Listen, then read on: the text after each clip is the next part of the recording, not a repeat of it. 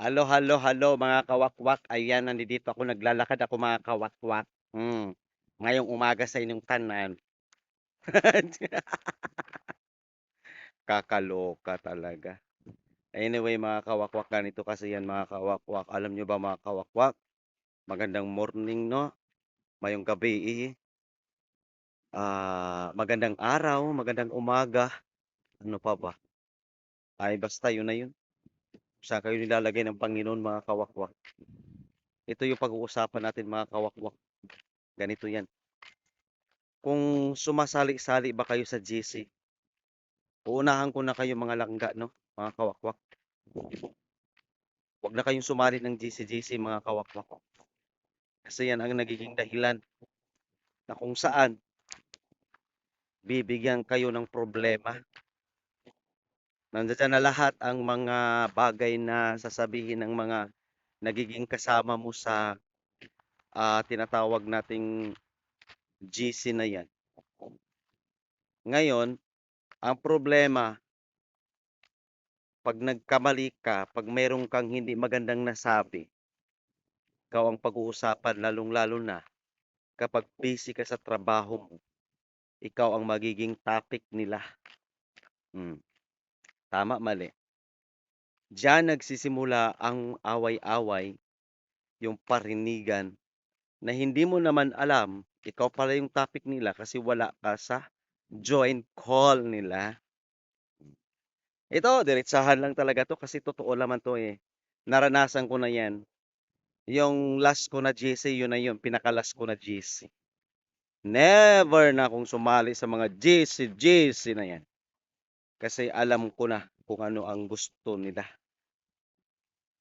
Yun nga, nakikita ninyo, mas maganda yung ganito, freelancer ka para sagad sa buto ang gusto mong sabihin. So, syempre, charge to experience na yan mga kawakwak, di ba? Ang daming mga maligno sa GC na hindi mo alam.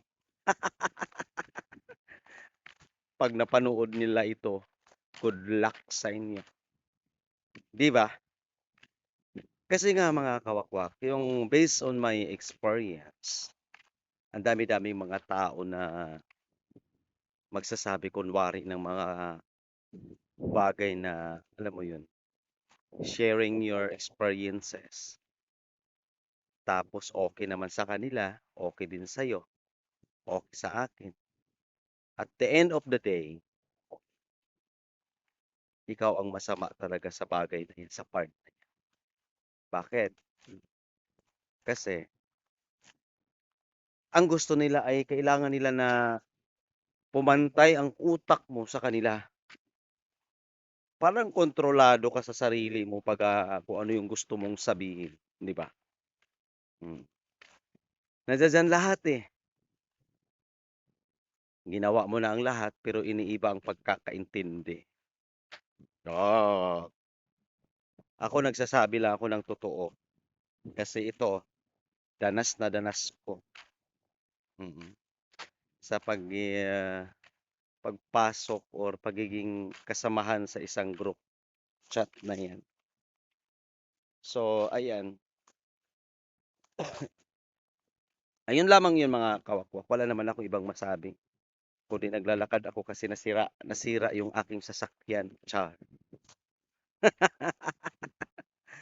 Sira yung aking sasakyan kaya ito, naglalakad ako ngayon pauwi ng bahay. Hmm. Yun lamang yung mga kawakwak. Kaya kung ako sa inyo, kung may GC kayo, umalis na kayo. Umiwas kayo dahil diyan nagkakaroon at nagsisimula ang problema sa GC-GC na yan. Kasi may mga tao talaga na hindi nila maintindihan kung ano yung gusto mong gawin, gusto mong sabihin. Dahil sa GC natin ay lahat naman tayo, hindi naman tayo perfectong tao eh.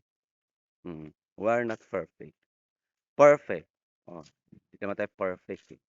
Ang problema lang dito, may mga mayordoma, may mga presidente, ganun-ganun bagay pa. Kaya dapat mga kawakwak, mag-ingat talaga mga kawakwak sa pagpili din ng kaibigan. Iyon lamang mga kawakwak. Sana'y mapupulutan ninyo ito ng aral kasi hindi lahat ng panahon ay itong Facebook na 'to ay hanggang-hanggan o hanggang forever, forever, no. Hindi forever ang Facebook, mga kawakwak. Hindi natin alam kung kailan magtatapos ang Facebook, 'di ba? So, 'yun lamang mga kawakwak, maraming salamat sa panonood. Bye. Hmm.